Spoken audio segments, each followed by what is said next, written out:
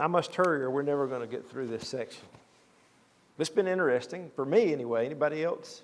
As you're studying these laws, it not only tells us the laws God gave for Israel to follow for their government, but what I'm looking for as well is the heart of God. It shows us the goodness of God, the heart of God concerning people. Let's pick up and read in verse number 29, or back up to verse 28 so that we get the entire context. If an ox gore a man or a woman that they die, then the ox shall surely be stoned, and his flesh shall not be eaten, but the owner of the ox shall be quit. We've covered that one. Brother Mark asked, how in the world do you stone an ox? That'd be a job, wouldn't it? Verse 29, but if the ox were wont to push, that just simply means in modern English, if he was known to be aggressive. If the owner knew that he was dangerous. But if the ox were wont to push with his horn in time past, and it had been testified to his owner, and he hath not kept him in, but that he hath killed a man or a woman, the ox shall be stoned, and his owner shall be put to death. That's pretty serious. I don't know if you remember, but I told you that we have laws today that basically say the same thing. You can be accountable for an aggressive animal or for an animal that's gotten outside of your fence, somebody hits it on the road. If you were warned, if there's been evidence of that happening in the past and you failed to do anything about it, you can be held accountable. Well, it comes straight from the Bible. God saw fit to do that as well. Look at verse 30. This is where we left off. If there be laid on him a sum of money, then he shall give for the ransom of his life whatsoever is laid upon him. So let's just say the injured party or the court decides that rather than the owner of that ox being put to death, which is a pretty serious injury, if it were to satisfy the court or satisfy the injured party, the family of the deceased, for him to give money in place of his life, the Lord would allow that. That's pretty fair, wouldn't you agree? If you were the owner of an aggressive animal and you by neglect, you wouldn't say that was premeditated murder, would you? But in a sense, it was avoidable and you did nothing about it. I think you would be happy to pay a sum of money in place of being executed. And so the law allowed for that. The difference from deliberate murder in verse 14 and a murder that was done here is obvious. But God didn't make the person innocent. He just simply allowed for a ransom to be placed in lieu of death. Look, verse 31. Whether he have gored a son or have gored a daughter, according to this judgment shall it be done unto him. I don't know if I brought this up or not. I can't remember. But why do you think God thought it necessary to explain to Moses that this is going to happen whether it's a son or whether it's a daughter? Okay, because God's view of genders is they're equal. Now, in ancient times, in the ancient world, people may have been tempted to value persons according to their strength, their gender, their age, family position, or social status. We're getting back to that, by the way. There are liberal people in this country that would have you to believe that the life of an elderly person is not as important as the life of a younger person. Matter of fact, there are some economists that feel like the way to solve some problems in nations is to just euthanize older people. They're taking up resources. They don't have any true. I've got brain fog tonight. They don't have any true happiness in life or value to life. They're not putting anything in. They're only taking, and let's just get rid of them. Some of you that are older, you ought to be glad that we don't feel that way. Amen. But some people would have us to believe that. Well, in ancient times, why do you think that a male would be more valuable than a female? Work, their ability to labor. A farmer would certainly rather have 7 sons than 7 daughters when it came to physical labor. But does that mean that the son is more valuable than the daughter? Not when it comes to the value of their life. What would it look like if all you had was sons and no daughters? What's that? Eventually there'd be no sons. But if you understand anything about the ancient world and history, you recognize that women were devalued. There were people who had basically made women footstools. Men were the valuable asset. Women were just there to serve the men. And by the way, if you listen to some real harsh Christians, they'd have you to believe that today. But that's not the truth. Do men have different roles? Do women have different roles? Does God put an order of authority in the home? Absolutely. But He didn't take the woman from the tooth, and He didn't take the woman from the toe. He took the woman from the side, under the arm. She's not to be at his head, and she's not to be at his feet either. She, in God's eyes, has equal value. By the way, in the New Testament, the gospel says there's neither male nor female. Amen? Christ died for all. The soul of a woman is as important as the soul of a man. And this law helps us to understand that God is saying this to Moses because I believe He's speaking to a culture that He knew would feel that way. You know, if it was a son, then the punishment should be more severe. Well, since it's a daughter, it's not that big of a deal. God says it doesn't matter. If it's a son or a daughter, in verse number 31, according to this judgment shall it be done unto him. Now at verse 32, if the ox shall punish a manservant or a maidservant, he shall give unto their master 30 shekels of silver, and the ox shall be stoned. The ox shall be stoned. If the victim was a servant, the master could receive, or the master of that servant was to receive 30 shekels of silver because he had suffered not only the loss of life, he had suffered the loss of the servant's labor. The money should not be understood as the full value of the servant's life. That's not what I think the Lord is saying here. I don't think there's any amount of silver that can measure the value of a human soul. What this was a legal compensation related to the servant's economic position and the loss suffered by the household. Nonetheless, it was the price of a servant, less than the price of a son or a daughter. It was capped at 30 shekels of silver. Where does that sound familiar? There's a connection here. First of all, it was prophesied in the book of Zechariah. You don't have to turn, let me read it to you. Zechariah chapter 11, verse 12. And I said unto them, if ye think good, give me my price, and if not, forbear. So they weighed for my price 30 pieces of silver. Then we read in Matthew, then one of the 12 called Judas Iscariot went unto the chief priest and said unto them, what will you give me, and I will deliver him unto you? And they covenanted with him for 30 pieces of silver. Jesus was betrayed for the price of a servant.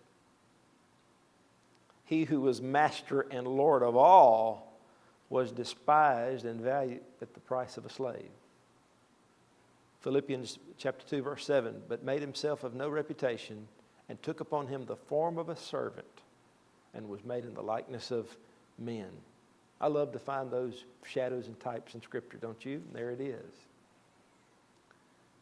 We could go deep there, but again, I've got to move. Let's pick up in verse number 33. And if a man shall open a pit, or if a man shall dig a pit, and not cover it, and an ox or an ass fall therein, the owner of the pit shall make it good, and give money unto the owner of them, and the dead beast shall be his. So there's a guy out there digging a hole for whatever reason, and he leaves for the night, and all of a sudden an animal falls into it, dies. There's to be restitution paid. The innocent owner should not bear the financial loss caused by someone else's carelessness. Modern laws still recognize that responsibility too. A landowner or contractor may have a duty to build barriers, warnings, lights, covers, or other safeguards around excavations or other dangerous conditions. You see that today. I think sometimes our modern laws maybe go a little too far with what's required, but it's nonetheless, God was the one who ordained in law that if you're going to go out there and excavate or build a pit or a hole or something that could be dangerous to life, whether it's animal or human, then you have a responsibility to put safeguards around it. And if you don't, and someone gets injured, you're responsible. The Lord came up with that.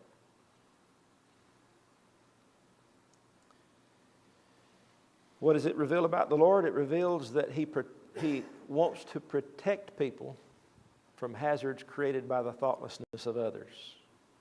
And by the way, there's a lot of thoughtless people out there. I can't tell you how many people over the weekend went to jail for DUI, but it was a bunch of them.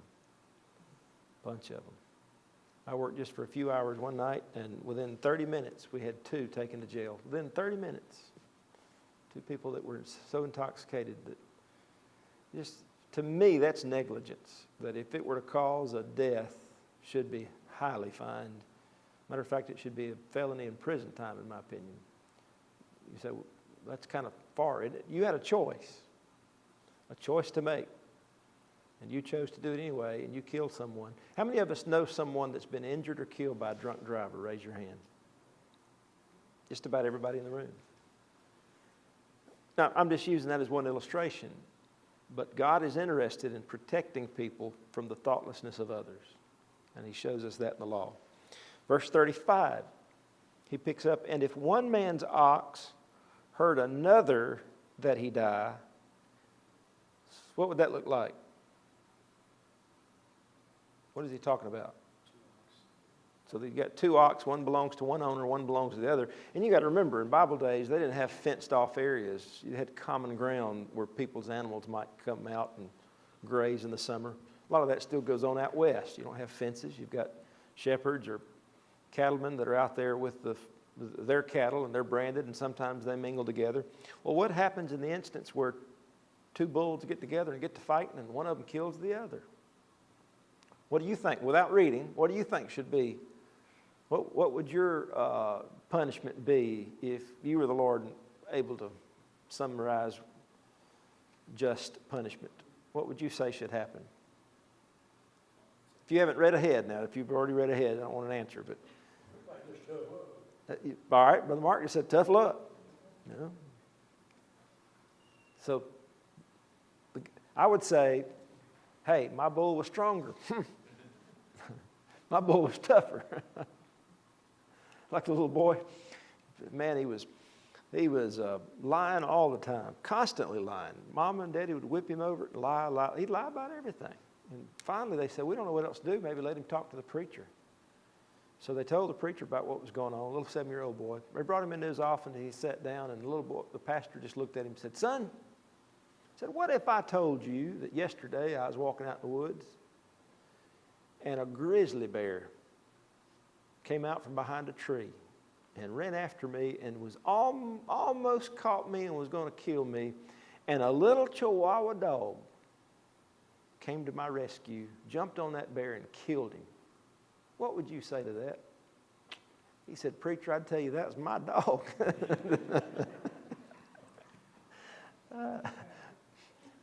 You might just say, well, man, I'm proud I got the stronger bull. But how is that fair to the party that now has lost all? Now, is one man guilty over the other? No, not really. This just goes to show us the wisdom of God when it came to how to be just and fair. Who was another man who was wise? You remember there was a couple of mothers that came, and one had laid on her son and killed him, and she had replaced the living son with the dead son. And now there's an argument about whose son belongs to which. Solomon in his wisdom said, bring a sword. And we'll divide the living baby and give half of it to each mother.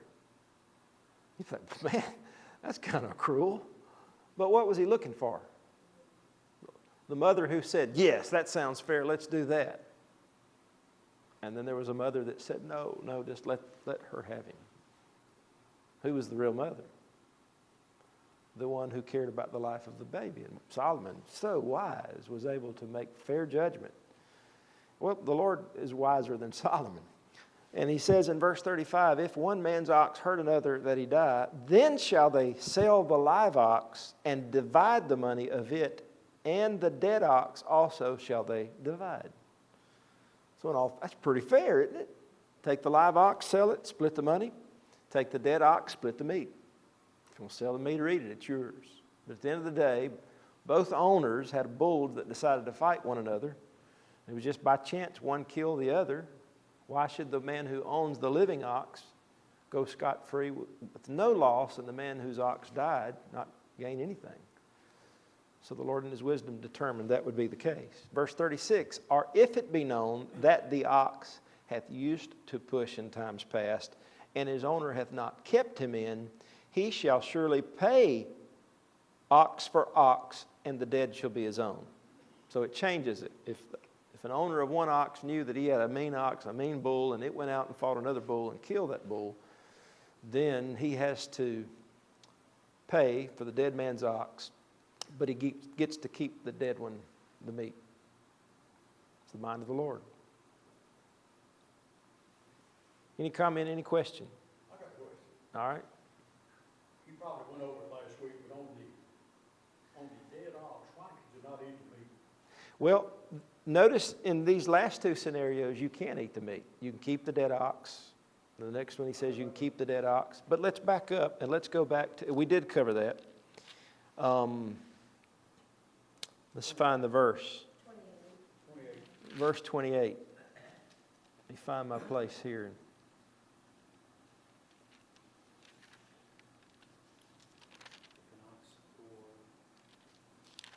Yeah, if an ox gore a man or a woman that they die, then the ox shall surely be stoned, and his flesh shall not be eaten, but the owner of the ox shall be quit.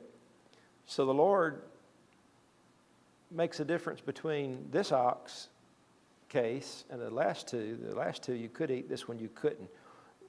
We covered that. Why? Anybody remember why you feel like the Lord would not allow that ox to be eaten? In the last two cases, we're talking about an ox that's gored and killed an animal. But here you're talking about an ox that's gored and killed a human.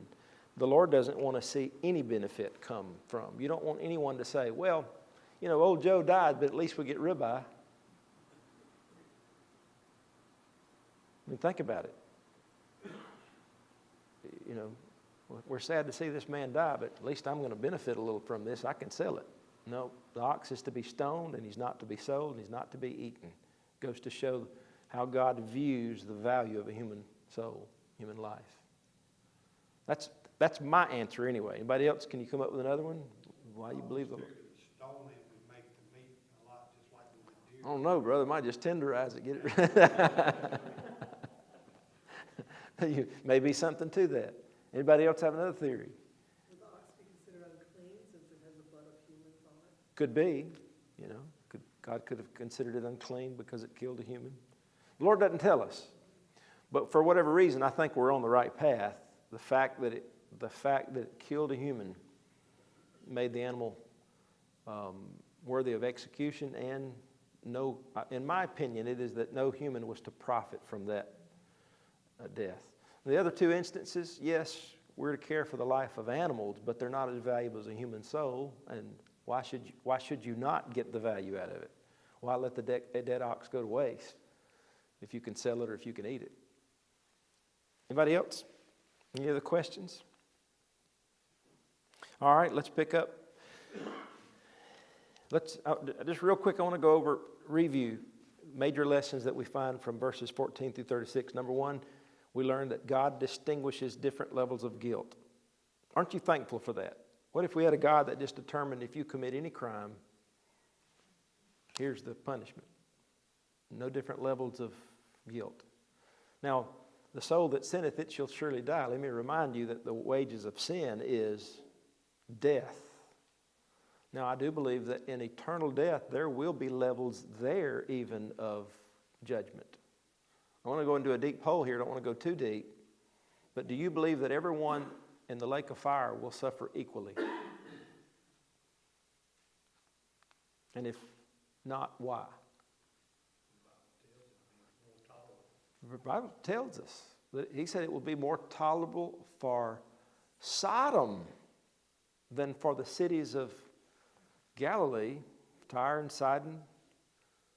Now, how could that be? I go back and read about Sodom and recognize the serious sin of Sodom and Gomorrah. Man. So why would the Lord say of Tyre and Sidon and some of those cities of Galilee that their judgment would be more severe? Because they had more. Sodom had no Bible. These cities in Galilee had the living word walking among them and rejected it. To whom more is given, much more should be required. Not that anyone's going to stand and be innocent. We'll all stand in judgment. But to a person who's had the opportunity to hear the truth over and over and over and over and has rejected that truth, there'll be a more severe punishment. I don't know what the levels of eternal punishment will look like, but I do believe the Bible teaches clearly that it will be more tolerable for some than others. So God distinguishes different levels of guilt. Number two, God protects innocent people. He protects the murder victim, parents from violent rebellion, people from kidnapping, the injured party, the servant, the pregnant lady, remember, the child that she carried, sons and daughters, different genders, and then property owners who suffered preventable loss. See all those things in chapter 21. Number three, God restrains personal vengeance. The injured party does not possess unlimited power to determine punishment. Even when God gave the right for a man to lay the price, remember he said it had to be cleared by the court. A judge had to determine that was fair. An eye for eye requires proportional justice. It's not personal vengeance. Number four, God requires restitution. A man who causes injury must pay for the loss of time and healing. A person who causes property loss must make it good. A man whose bull was gored and he knew that his bull was mean has to pay for that dead bull. So the law of restitution God came up with. Knowledge increases responsibility. And then lastly, number six, authority is never absolute. Parents, masters, property owners, and even judges all remain under God and the limitations He's put onto them. No one person on earth can say, well, I may do as I please. Aren't you thankful for that? Now, there are some people who do think they have that. But you take the most important position in our nation, the President of the United States of America, and he's still under God. He's still under authority. There is no person on earth that has absolute authority. All right, let's move on to chapter 22, verse 1. If a man shall steal an ox or a sheep and kill it or sell it, he shall restore 5 oxen for an ox and 4 sheep for a sheep. So the chapter begins with theft. Here's a man that steals an ox, cow, or a sheep, and either he kills it and eats it, or he sells it and makes profit from it. That means the original animal can't simply be returned to the owner. So you find out old Joe stole my sheep or my ox, but Joe ain't got the sheep no more. Why? Because he ate it, or B, he sold it. So what does God require? Restitution. 5 oxen for 1 ox and 4 sheep for 1 sheep. That's important because biblical justice does not only ask, how do we punish the thief? Remember, how do we make the victim whole? How do we cause restitution? What if the thief was allowed just to say, well, I'm sorry, but man, I don't have the sheep anymore? He had to make right what he had wronged. The ox required greater restitution than the sheep. Why? Why do you think an ox would require 5 and a sheep would only require 4? Well, an ox is a working animal. If a man stole an ox, he didn't just steal meat, he stole labor, he stole productivity, plowing power, income. And I believe that's why the Lord probably saw fit to allow the restitution to be higher. Same principle shows up later in Proverbs. Proverbs 6:30 through 31. Men do not despise a thief if he steal to satisfy his soul when he is hungry. But if he be found, he shall restore 7-fold. He shall give all the substance of his house. So the Lord shows sympathy for a person. And there are cases where people steal because they're hungry. But does that make it right? Now remember, we're getting ahead of ourselves, but God did allow for poor, impoverished people to be able to eat. How did He do that? Through gleaning, the laws of gleaning. No farmer was to glean the corners of his field. That was to be left for the poor and impoverished, maybe people who had lost their land or were unable. We see that in the book of Ruth. I preached on that the other Sunday. So God allowed for them to be able to come in and gather through the gleanings and at least feed their family. They may not have enough to make a profit or an income, but they've got enough to eat. So God called on the people of Israel to provide food for those that couldn't provide it for themselves. And he says in Proverbs that if a person's caught stealing and then you find out that the reason they stole is because they were hungry, is that a lot different? Do you view that person differently than you would feel if somebody stole copper out of your house because they wanted meth? Of course you would.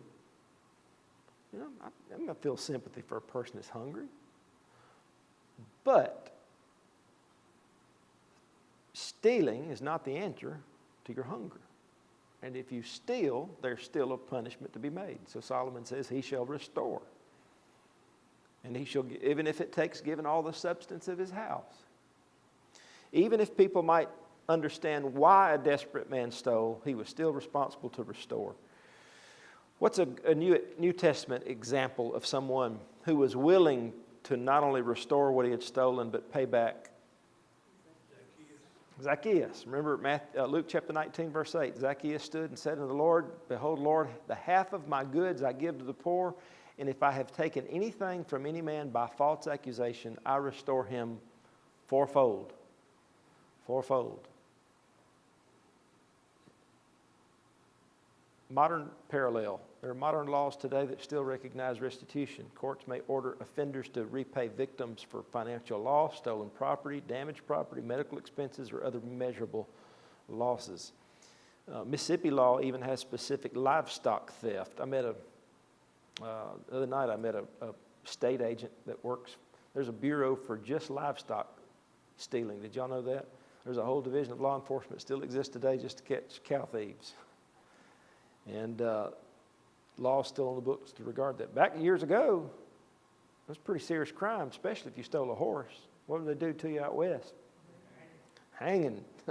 Hanging crime. You know, Laird, we were interested one time in looking up our lineage. Laird is Scottish-Irish, and in Ireland it's landowner, or lord, comes from lord, landowner. So I thought, man, we must come from some prestige over in Ireland. Got to looking back, and we dug deeper. And I went all the way back till we found a horse thief that got hanged, and I decided I'd stop there. All right. What does it reveal about God? He sees the victim's loss, and he cares about property because property represents labor, provision, stewardship, and livelihood. So God does not allow the thief to profit from wrongdoing. Verse 2, if a thief be found breaking up and be smitten that he die. What does that mean, breaking up? We call it something different, very close to it today. Breaking in. Now we're going beyond just thievery. We're talking about breaking and entering. If a thief be found breaking up and be smitten that he die, there shall be no blood shed for him. We have something in Mississippi today called castle doctrine.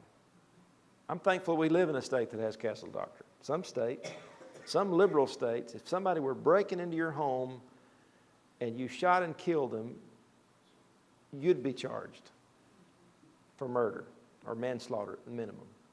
In Mississippi, somebody comes to your door and you've warned them, don't come through that door. I'm warning you, don't come through that door. And they kick it anyway, and you shoot and kill them, you are innocent. Some people say that's not right. It's what God said. He's the one that ordained that. I don't feel bad at all by saying the last thing you want to do is come kicking through my door. Now, I will warn you, and be careful.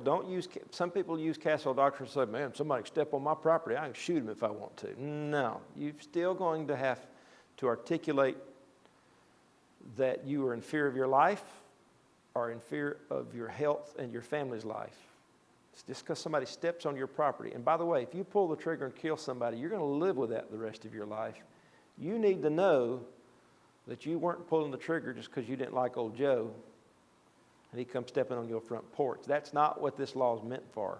He says if he found breaking up. In other words, he's breaking and entering. He's coming through your door. You've warned him. You've told him not to. He comes in anyway. You shoot and kill him. There shall no blood be shed for him.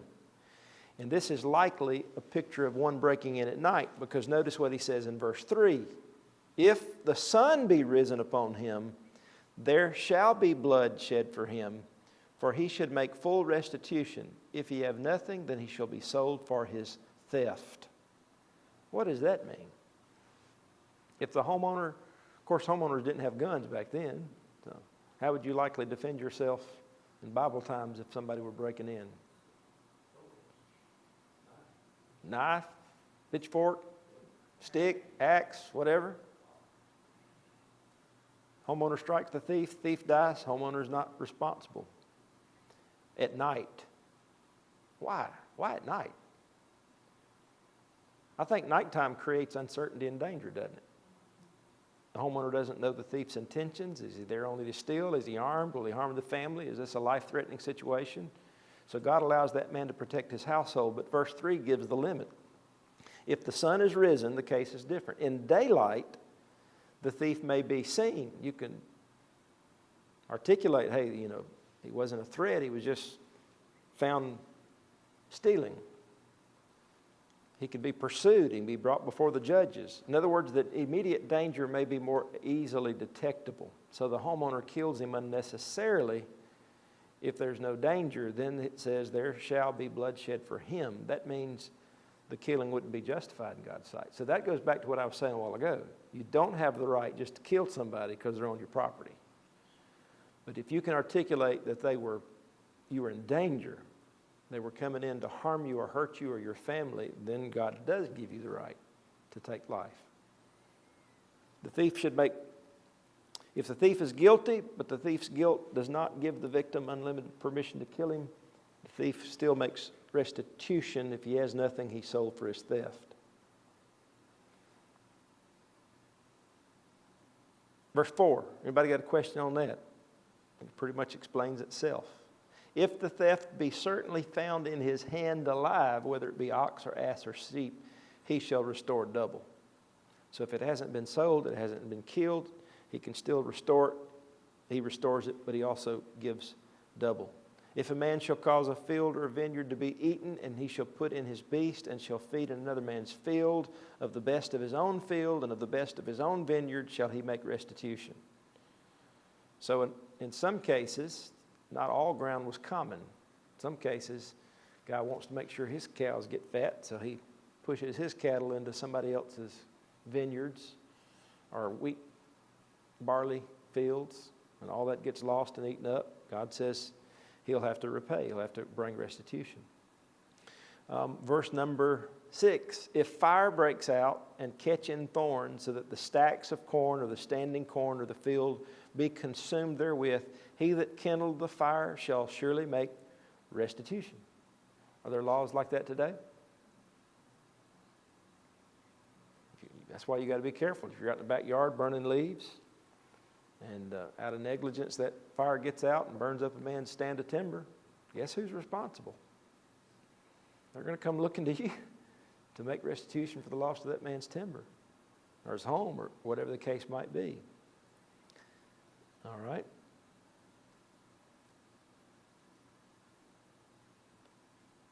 The old phrase, catching thorns, I thought that was interesting. That's just an old saying that refers to fire spreading through dry brush or combustible growth.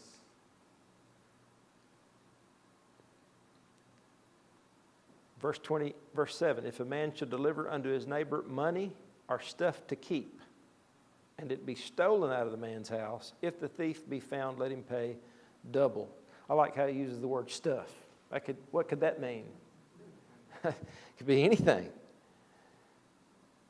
If the thief be not found, then the master of the house shall be brought unto the judges to see whether he have put his hands unto his neighbor's goods. Now, what does that mean? Man, I brought you something maybe for you to borrow or for you to keep for me while I was gone, and the next thing you know, I get a message from you that it's been stolen. What might be the first thing that comes to your mind? Maybe somebody else didn't steal it. Maybe you just liked it and wanted to keep it for yourself. So obviously if the thief is found, then that clears it up. But if the thief be not found, in other words, an investigation's made and we can't find any fingerprints, we can't find any evidence that anybody broke in, there's no video footage of anybody else stealing this stuff, well, then we're going to bring it to court, and the judges are going to question and investigate to see whether or not the person who was keeping it may have been the thief. For all manner of trespass, verse 9, whether it be for ox or for ass, for sheep, for raiment, or any manner of lost thing which another challengeth to be his, the cause of both parties shall come before the judges, and whom the judges shall condemn, he shall be paid double unto his neighbor. Boy, that happens a lot. One thing that people don't understand in Mississippi is there's criminal law and then there is civil law. Police officers and law enforcement only enforce criminal law. We can't do anything about civil law. And that's why you have Chancery Court and Circuit Court. You got two different sets of courts, and one deals with civil and one deals with criminal. And a lot of the times deputies will be called out because there's maybe a divorced couple or two brothers and they're arguing about who does this belong to. I can't tell you how many times they'll look at the deputy and say, you tell him that's mine. Sorry, I can't do that. Not my job. This is civil. I don't know how many times in a law enforcement career he'll have to say, especially sheriff's office, dealing out in the county, you're going to repeat that phrase, this is civil law. This is civil law. I can't. Matter of fact, even in child custody cases, a lot of the times it shows up where, father and mother separated and they've taken the children for the weekend. Boy, will get called. He's not shown up to bring them back, or she's not shown up to bring them back. Won't give them to me. You come and enforce it. Civil. You're going to take that to court. Now, if a judge wants to press charges and sends out a warrant to the department that we can go and enforce, we'll do that. But until then, this comes exactly how God laid it out. If there's two disagreements about property or whatever, he says, bring it to the court, let the judges determine. Weigh the evidence, and then we'll determine who it belongs to. So that comes straight from the Scriptures, thousands of years old.